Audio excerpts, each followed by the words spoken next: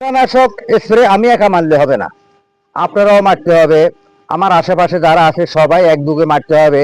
কারণ আমি যদি মশানাশক স্প্রে করি তাহলে কিন্তু আমার পাশে দিয়ে যারা আছে তারা করতেছে না, তাহলে এই মশাগুলা কিন্তু হয়তো স্প্রের গন্ধ, কীটনাশকের গন্ধ পেয়ে তারা উড়া দিবে, উড়া দিয়ে হয়তো আরেক জায়গাতে ভালো জায়গা পাইছে তারা সেইখানে চলে যাবে, কিন্তু সেই মশাগুলা রয়ে গেছে। আবার যখন আমার এখানে কীটনাশকের বিষের বিষক্রিয়া চলে যাবে তখন মশায় আবার উৎপাত শুরু করে দিবে। তাহলে আমাদেরকে কি করতে হবে, একযোগে আমাদের আশেপাশে যারা আছেন, অন্য অন্য পরিবার যারা আছে, তারা সবাই মিলে যদি আমরা একযোগে যদি মশানাশক স্প্রে তৈরি করি তাহলে আর মশার উপদ্রব থাকবে না, আমরা মশার কামড় থেকে বাঁচতে পারবো, আমাদের শিশু বাচ্চাদেরকে বাঁচাতে পারবো এবং কি আমরা নিজেরা বাঁচতে পারবো।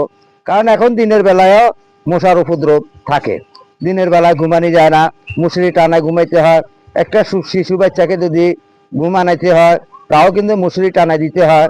কারণ সন্ধ্যাবেলায় রাস্তায় বসেন কিংবা দোকানে বসেন, যেখানে বসেন কিন্তু সেখানেও আপনাকে মশা কামড়াই দিতেছে। মশায় শুধু আমাদেরকে নয়, যারা অনেকে ব্রয়লার মুরগি কিনতেছে, ব্রয়লার মুরগির মাধ্যমে দেখিয়ে যখন এগুলা স্প্রে করা হয় কিংবা পরিষ্কার করা হয়, ধুলাই করা হয়, ধুলাই করার পরে এই মুরগির গায়ের মাঝে লাল লাল লাল লাল ফুট ফুট ফুট ফুট কিন্তু দাগ থাকে, এগুলো কিন্তু মশার কামড়।